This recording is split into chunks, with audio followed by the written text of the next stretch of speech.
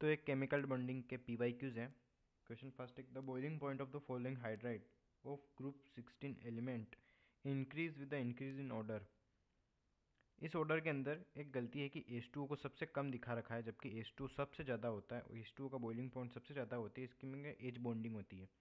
Statement first is incorrect. Boiling point of this hydride increase with the molar mass. अब H2O का molar mass तो बाकियों से कम है, लेकिन बॉइलिंग पॉइंट फिर भी ज़्यादा है, तो ऑप्शन बी भी इनकरेक्ट हो गया। तो ये दोनों स्टेटमेंट इनकरेक्ट है, तो option number 2, both statement are incorrect.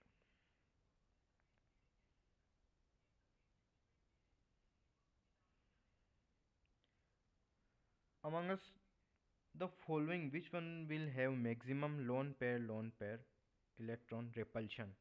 तो यहाँ क्लोरीन के अंदर देखेंगे तो क्लोरीन का आउटर मोस्ट के अंदर होते हैं 7 इलेक्ट्रॉन, तो 3 तो इसने बॉन्ड बना लिए और ये 2 लोन पेयर हो गए। आयोडीन के अंदर भी 7 होते हैं, 5 इसने बॉन्ड बना लिए तो 2 बचे, 1 लोन पेयर यहाँ इसके बचा। ये सल्फर के आउटर मोस्ट में 6 इलेक्ट्रॉन होते हैं, 4 बॉन्ड बना लिए, 2 बचे। और एक्सी के आउटर मोस्ट में 8 होते हैं, 2 बॉन्ड बना लिए तो ये 6 बचे। तो सबसे ज़्यादा lone pair 3 lone pair XCF2 के अंदर है। Incorrect statement. Bond order. अब बॉन्ड ऑर्डर होता है ना, वो 14 इलेक्ट्रॉन, अगर किसी भी मॉलिक्यूल के अंदर 14 इलेक्ट्रॉन है तो उसका बॉन्ड ऑर्डर होगा 3, सबसे मैक्सिमम 14 पर ही होता है। और 15 पर 0.5 से कम हो जाएगा, मतलब 2.5। वैसे ही 13 पर 2.5। जैसे जैसे इलेक्ट्रॉन नीचे आते रहेंगे, बढ़ते रहेंगे, या इलेक्ट्रॉन 14 से कम होते रहेंगे, बॉन्ड ऑर्डर 0.5 से कम होता रहेगा। अब O2 के अंदर जो इलेक्ट्रॉन्स हैं, जैसे कि ऑक्सीजन के अंदर इलेक्ट्रॉन हो जाएंगे 8 और 8 16, और यहाँ पे प्लस है, तो ऑक्सीजन के इलेक्ट्रॉन हो जाएंगे 15, और 15 पर बॉन्ड ऑर्डर होता है 2.5। वैसे अब इलेक्ट्रॉन बढ़ा इसके अंदर, बॉन्ड ऑर्डर 0.5 से कम हुआ, इलेक्ट्रॉन बढ़ा 0.5 से कम हुआ, इलेक्ट्रॉन बढ़ा 0.5 से कम हुआ, तो 2.5 2 1, option number first is true. C2 molecule have 4 electrons in its 2 degenerate pi molecule orbital। C2 के अंदर होते हैं देखो 12 इलेक्ट्रॉन्स, और 12 इलेक्ट्रॉन्स तक जो उसका ऑर्डर होता है वो होता है 1s2 star 1s2 2s2 star 2s2, then px is equal py। तो 8 इलेक्ट्रॉन तो इसके अंदर आ गए, एक इलेक्ट्रॉन इसके अंदर आएगा, एक इलेक्ट्रॉन इसके अंदर, एक इलेक्ट्रॉन इसके अंदर, एक इलेक्ट्रॉन इसके अंदर, तो इसके अंदर ये भी ऑप्शन हो गया ट्रू। S2 हैज़ 1 इलेक्ट्रॉन, ये भी हो गया true. O2 is diamagnetic, O2 plus paramagnetic होता है, तो ये ऑप्शन सही हो गया, ये फॉल्स स्टेटमेंट है। PCl5, इसका हाइब्रिडाइजेशन होगा sp3d, और इसका स्ट्रक्चर होगा ट्राइगोनल बाईपिरामिडल। SF6 का ये हो गया sp3d2, इसका स्ट्रक्चर हो जाएगा स्क्वायर बाईपिरामिडल, नहीं इसका हो जाएगा ऑक्टाहेड्रल। BrF5, इसके अंदर एक लोन पेयर होता है, तो इसका स्ट्रक्चर हो जाएगा स्क्वायर पिरामिडल। BF3, इसके अंदर होता है sp2, इसका स्ट्रक्चर रहेगा trigonal planar. Bond enthalpy, correct bond enthalpy कौन सी है? तो ऑप्शन नंबर हो जाएगा 2। फ्लोरीन सबसे ज़्यादा छोटा है, देन इसकी जैसे जैसे मोलिक्यूल इसकी एटम की साइज़ बढ़ती रहेगी, बॉन्ड डिस्टेंस बढ़ता रहेगा और इंथैल्पी कम होती रहेगी। नॉन पोलर के अंदर अब जो ये वाला स्ट्रक्चर है, इसके अंदर एक भी लोन पेयर नहीं है, और चारों क्लोरीन एक सेम डायरेक्शन नहीं, इसका जैसे कि स्ट्रक्चर हम बनाएंगे ना, तो ट्राइगोनल पिरामिडल होगा, ये इस तरफ ऐसे। अब ये क्लोरीन एक दूसरे को कैंसिल आउट कर लेंगे, और यहाँ पे जो क्लोरीन होगा इसका जो रिजल्टेंट होगा, इन दोनों का जो रिजल्टेंट होगा वो इसके बीच में होगा, और ये भी आपस में एक दूसरे को कैंसिल आउट कर लेंगे, इसलिए option number C. CuSO4 5H2 के अंदर वाटर है जो हाइड्रोजन बॉन्डेड से जुड़ा हुआ है, तो कितना वाटर हाइड्रोजन बॉन्डेड से जुड़ा होता है? एक वाटर मॉलिक्यूल हाइड्रोजन बॉन्डेड से जुड़ा होता है, बाकी 4 होते हैं जो वो कोऑर्डिनेट बॉन्ड बनाते हैं। डज नॉट एग्जिस्ट, इसके अंदर जो नॉन बॉन्डिंग और बॉन्डिंग के इलेक्ट्रॉन जब बराबर हो जाएंगे, एंटी बॉन्डिंग या नॉन बॉन्डिंग इनके इलेक्ट्रॉन जब बराबर हो जाएंगे तो वो मॉलिक्यूल एग्जिस्ट नहीं करेगा। जैसे कि हीलियम 2, हीलियम 2 के अंदर टोटल होते हैं 4 इलेक्ट्रॉन। अब फर्स्ट इलेक्ट्रॉन बनेंगे 1s2 के अंदर, फिर 2 इलेक्ट्रॉन बनेंगे स्टार 1s2, तो 2 तो बॉन्डिंग में हो गए, 2 एंटी बॉन्डिंग में हो गए, ये दोनों इक्वल हो गए, इसलिए एग्जिस्ट नहीं करेगा। Which of the following set of molecule have zero dipole moment?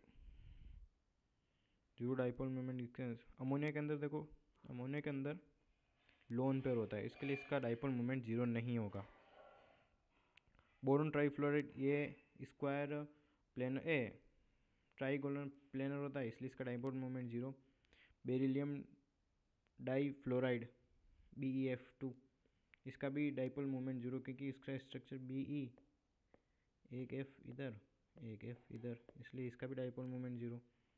Carbon dioxide CO2, इसका भी डाइपोल मोमेंट जीरो। और 1,4 डाइक्लोरोबेंजीन, इसका भी डाइपोल मोमेंट जीरो, क्योंकि जब क्लोरीन ये तो ये आपस में क्लोरीन आपस में एक दूसरे को कैंसिल आउट कर देंगे, और ये स्ट्रक्चर होता है प्लेनर, क्योंकि sp2 होता है इसके अंदर, इसलिए इसका आंसर हो जाएगा फर्स्ट। लीनियर स्ट्रक्चर किसका होगा? लीनियर देखो, अब इसके नाइट्रोजन के अंदर है ना, ये वाला नाइट्रोजन, इसके अंदर एक इलेक्ट्रॉन होता है। इसका स्ट्रक्चर अगर ऐसे भी बनाए ना हम, तो यहाँ पे एक इलेक्ट्रॉन होता है, जो कि इसके अंदर एक ये इलेक्ट्रॉन और ये बॉन्ड पेयर का एक रिपल्शन होगा, इसलिए इसके अंदर थोड़ा सा एंगल टिल्ट हो जाएगा। जब O3 का भी स्ट्रक्चर देखें तो वो भी बेंड स्ट्रक्चर होता है। HOCl का स्ट्रक्चर देखेंगे हम, तो ऑक्सीजन पर जो लोन पेयर होंगे, लोन पेयर रिपल्शन होगा, ये भी बेंड स्ट्रक्चर हो जाएगा। N2O के अंदर कोई भी नहीं होता है, ना तो इलेक्ट्रॉन होते हैं। N2O का स्ट्रक्चर ऐसा होता है।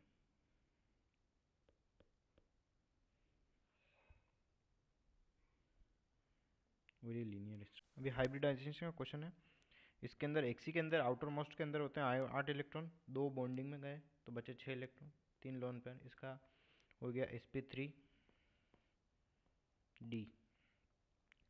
अब जो 3 लोन पेयर हैं वो हो जाएंगे प्लेन के अंदर, और F2 हो जाएंगे एक्सियल, और इसका स्ट्रक्चर हो जाएगा linear.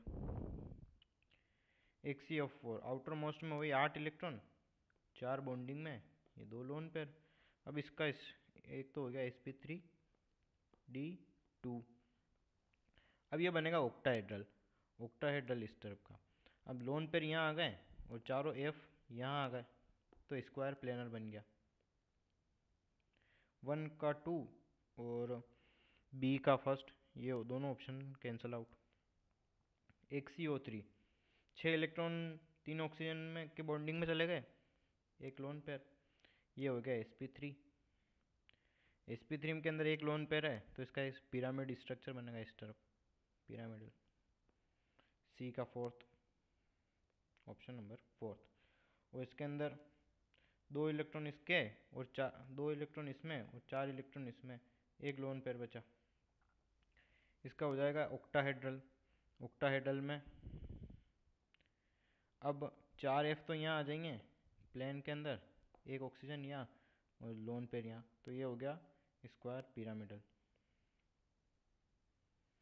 BF3 is planar and electron deficient compound. Hybridization and number of electron around the central atom respective. BF3 इसका हो जाएगा sp2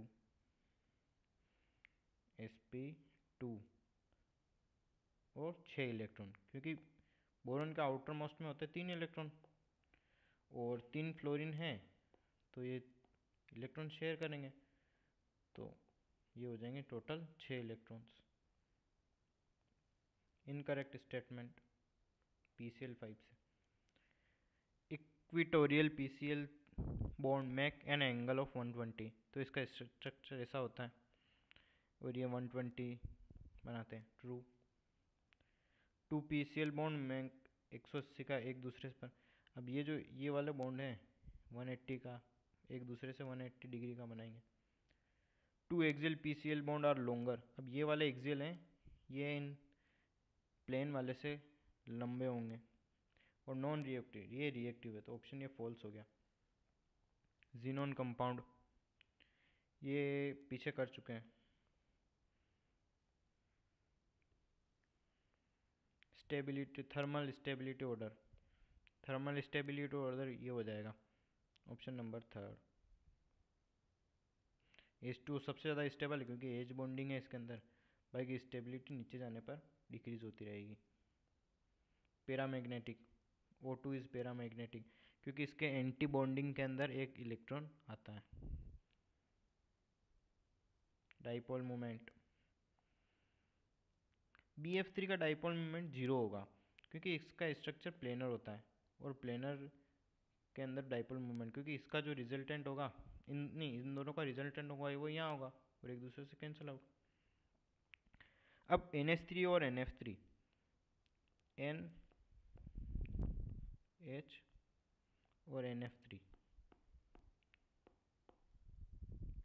अब फ्लोरीन के अंदर जो फ्लोरीन की EN ज़्यादा होगी तो इसका जो डाइपोल मोमेंट का जो ये होगा इस तरफ होगा, और ये ओवरऑल जो है इस मॉलिक्यूल की इन तीनों फ्लोरीन का डाइपोल मोमेंट की डायरेक्शन इस तरफ होगी फ्लोरीन की तरफ, क्योंकि EN ज़्यादा इसकी, तो ये ओवरऑल मॉलिक्यूल की डाइपोल मोमेंट की ओवरऑल मॉलिक्यूल का डाइपोल मोमेंट कम करेगा। जबकि NH3 में ऐसा नहीं है, NH3 में इसकी ज़्यादा है और जहाँ लोन पेयर है उसकी ज़्यादा है, तो NH3 और NF3 से ज़्यादा है, तो ऑप्शन नंबर ये हो जाएगा।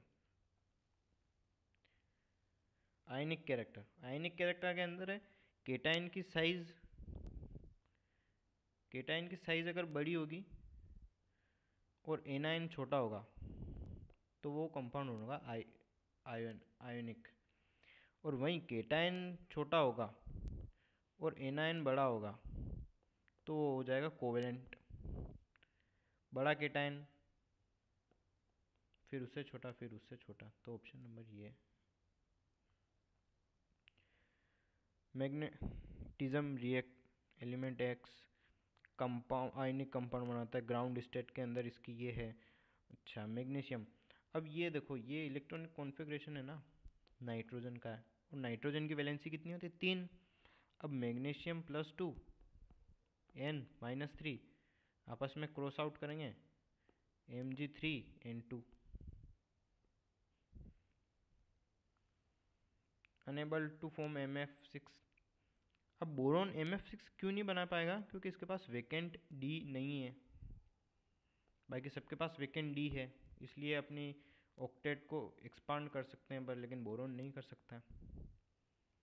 हाईएस्ट बॉन्ड ऑर्डर, अब बॉन्ड ऑर्डर वही 14 इलेक्ट्रॉन पर बॉन्ड ऑर्डर हो जाएगा 3, ये हो गया इसके अंदर 6 इलेक्ट्रॉन और नाइट्रोजन के अंदर 7, 6 और 7 13, लेकिन यहाँ पे प्लस भी है तो माइनस करना पड़ेगा, तो इसका हो जाएगा 12 इलेक्ट्रॉन हो जाएंगे टोटल। अब हमें पूछा हाईएस्ट बॉन्ड ऑर्डर, 14 इलेक्ट्रॉन किसके पास हैं। 14 इलेक्ट्रॉन जब देखेंगे हम, अब देखो ये कंपाउंड है CN माइनस, अब कार्बन पास 6, नाइट्रोजन के पास 7 और एक माइनस है तो उसको भी एक प्लस करेंगे तो टोटल हो गया 14, और इसका हाईएस्ट बॉन्ड ऑर्डर हो गया 3।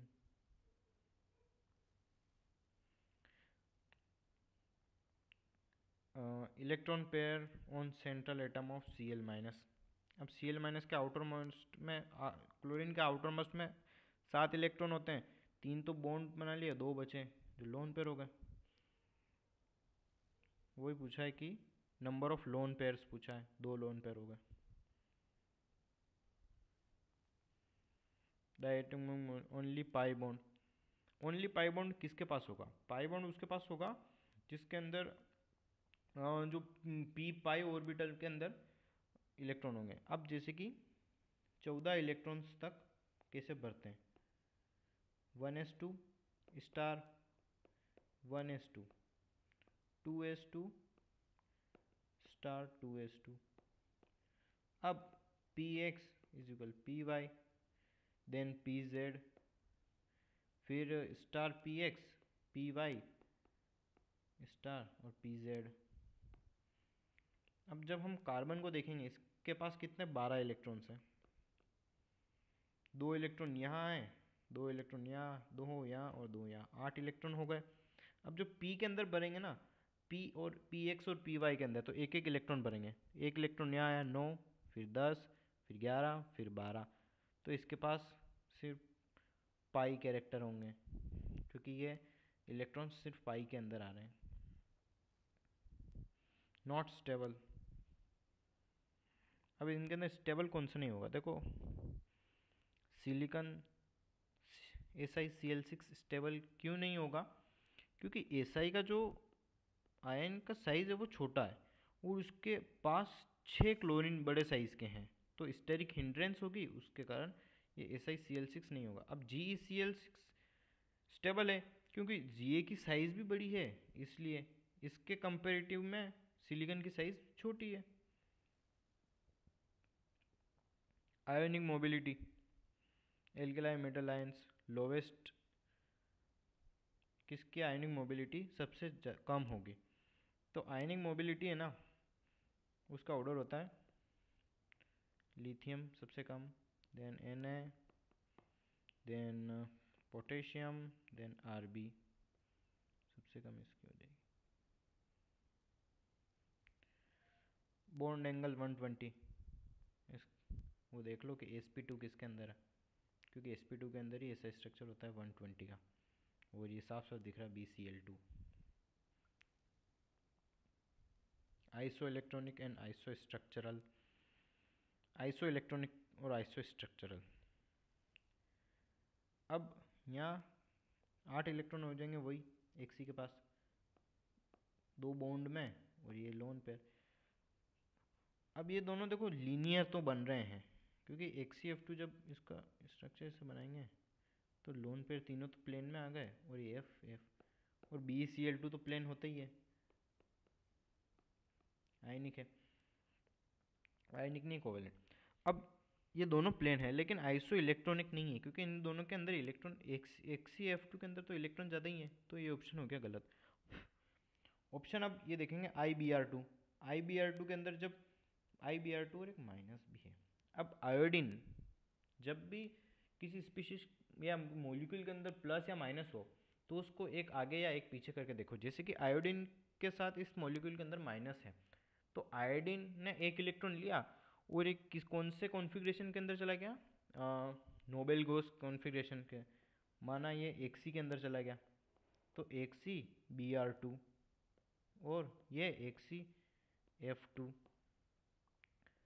अब इन दोनों का, जब हम इन दोनों को देखेंगे तो इन दोनों को स्ट्रक्चर सेम हो जाएगा, क्योंकि जब ये इसके बाद भी 6 इलेक्ट्रॉन हो जाएंगे, 3 लोन पेयर और 2 बॉन्ड पेयर, ये सेम हाइब्रिडाइजेशन, सेम ज्योमेट्री, इसलिए इंटर हेलोजन कंपाउंड। अच्छा, इनका match the following. Inter halogen, halogen के आउटर मोस्ट में होते हैं 7 इलेक्ट्रॉन। अब फर्स्ट वाले ने एक बॉन्ड बना लिया, तो कितने बचे 6 इलेक्ट्रॉन, मतलब 3 लोन पेयर, 3 लोन पेयर, एक बॉन्ड पेयर, sp3। sp3 के अंदर अब ये इसका स्ट्रक्चर है, ये हो जाएगा लीनियर। अब वही 7 electron, 3 bond pair, 2 lone pair, और ये बन गया sp3d। sp3d के अंदर अब sp3d, अब जब भी ऐसा लोन पेयर वगैरह हो तो सबसे पहले उनको प्लेन में रखते हैं, ये स्ट्रक्चर ऐसा स्टार्ट। अब लोन पेयर को, ताकि मिनिमम रिपल्शन हो, इसलिए लोन पेयर को हमेशा प्लेन के अंदर रखते हैं, और एक्स एक्स ये एक्स। अब ये स्ट्रक्चर हो गया टी स्ट्रक्चर, तो इसका स्ट्रक्चर रहेगा टी शेप। 7 इलेक्ट्रॉन, 5 बॉन्डिंग के अंदर चले गए, एक लोन पेयर। इसका स्ट्रक्चर ऑक्टाहेड्रल। अब ऑक्टाहेड्रल के अंदर ऐसा कुछ स्ट्रक्चर बनेगा, जिसके अंदर 2 3 4 और 5 एक्स यहाँ आ गए और एक लोन पेयर ये आ जाएगा। तो ये स्क्वायर पिरामिडल बन जाएगा। इसका स्ट्रक्चर sp3d3 होगा। तो इस पेंटागोनल बाई पिरामिडल होगा। अब हाँ, पेंटागोनल बाई पिरामिडल होगा। पेंटागोनल के अंदर ही वो, और फिर ये एक्सिस एक्सियल ऐसे कुछ, उसके हिसाब से आंसर करेक्ट हो जाएगा कोई से भी।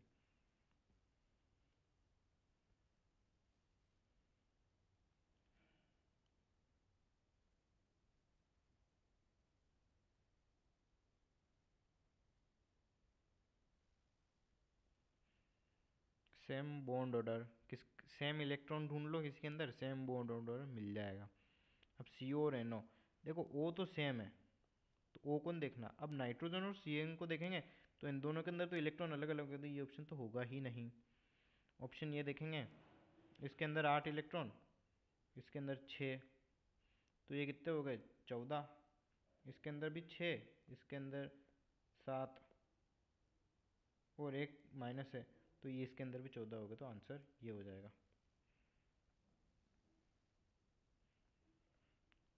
ये मैच द फॉलोइंग, ये ऑप्शन ये पहले ही कर चुके हैं बहुत सारे क्वेश्चंस, तो ये इसको स्किप करेंगे। हाइब्रिडाइजेशन देखना है। NH4 का हाइब्रिडाइजेशन होता है sp3 NO3 माइनस। अब NO3 माइनस, अब नाइट्रोजन देखो यहाँ नाइट्रोजन के लगा हुआ है माइनस। अब नाइट्रोजन का कॉन्फ़िगरेशन किसके अंदर चेंज हो जाएगा, ऑक्सीजन के अंदर। तो मान लो ये ऑक्सीजन है, उसके साथ 3 ऑक्सीजन लगे हुए हैं। ऑक्सीजन के आउटर मोस्ट के अंदर हो गए 6 इलेक्ट्रॉन, और 3 ऑक्सीजन लगे हुए हैं, तो मतलब दो दो इलेक्ट्रॉन्स, मतलब 4 4 इलेक्ट्रॉन बॉन्ड पेयर में बने। तो ये ऑक्सीजन, जैसे कि ये इस टाइप का कोई स्ट्रक्चर,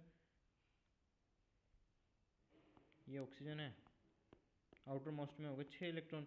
अब 3 ऑक्सीजन है, तो डबल बॉन्ड से ऑक्सीजन जुड़ गए इसके साथ, तो ये कुछ sp2 का स्ट्रक्चर बना इसका।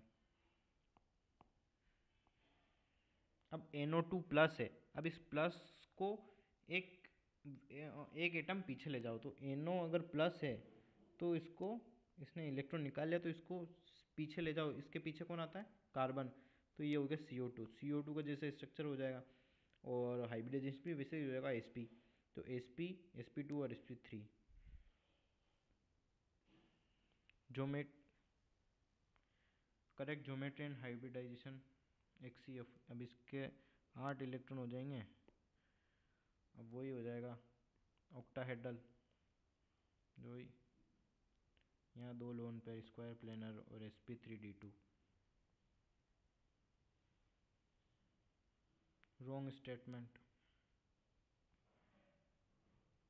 अब सेलिनियम, सेलिनियम ऑक्सीजन फैमिली के अंदर आता है, उनके आउटर मोस्ट के अंदर हो 6 इलेक्ट्रॉन, तो 4 तो बॉन्ड पेयर और एक लोन पेयर। तो इसका जो स्ट्रक्चर बनेगा वो, इसका तो एक बार हाइब्रिडेशन हो जाएगा sp3d। अब स्ट्रक्चर कुछ इस तरह बनेगा। अब जो लोन पेयर है उनको हमेशा फर्स्ट में प्लेन में रखो, ये लोन पेयर, बाकी एफ एफ एफ, इस टाइप का कुछ सीसो का स्ट्रक्चर बनेगा इसका। और CH4 के अंदर होता है sp3, और इसका तो बनता है टेट्राहेड्रल। तो यहाँ क्या कह रहा है, सेम शेप, तो ये ऑप्शन फर्स्ट इनकरेक्ट हो गया। बाकी I3 की ज्योमेट्री बेंट होती है, क्योंकि जब I3 का हम मॉलिक्यूल देखेंगे, I3 प्लस है, अब एक I और I2 प्लस मान लो, I2 प्लस। अब जो प्लस है, इस ये प्लस एक कन्फिग्रेशन इसको पीछे ले जाएगा। आयोडीन से पहले कौन आता है, ऑक्सीजन, तो OI2 मान लो इसको, OI2, OI2। ऑक्सीजन के आउटर मोस्ट के अंदर होते हैं 6 इलेक्ट्रॉन, 2 बॉन्ड पेयर में ये, और 2 लोन पेयर। इसका ये हो जाएगा sp3, sp3 के अंदर 2 लोन पेयर हो गए, तो इसका लीनियर हो जाए, लीनियर नहीं होगा, क्योंकि इसके पास 2 लोन पेयर होते, इसका जो स्ट्रक्चर है वो बेंट हो जाएगा। तो कुछ इस टाइप का स्ट्रक्चर बन जाएगा इसका, जहाँ 2 लोन पेयर यहाँ आ जाएंगे, और I2 यहाँ आ जाएगा, एक आई यहाँ आ जाएगा। pH5 क्यों नहीं एग्जिस्ट करता है, क्योंकि इन दोनों का EN सेम है, और सेम EN से मॉलिक्यूल नहीं बनता। SO2 के अंदर p पाई d पाई है, क्योंकि SO2 का जो देखो हाइब्रिडाइजेशन है ना, sp हाइब्रिडाइजेशन होता है ना, उसके अंदर p पाई होता है। sp2 होता है ना, उसके अंदर एक p पाई और जो बाकी बचा वो p पाई d पाई।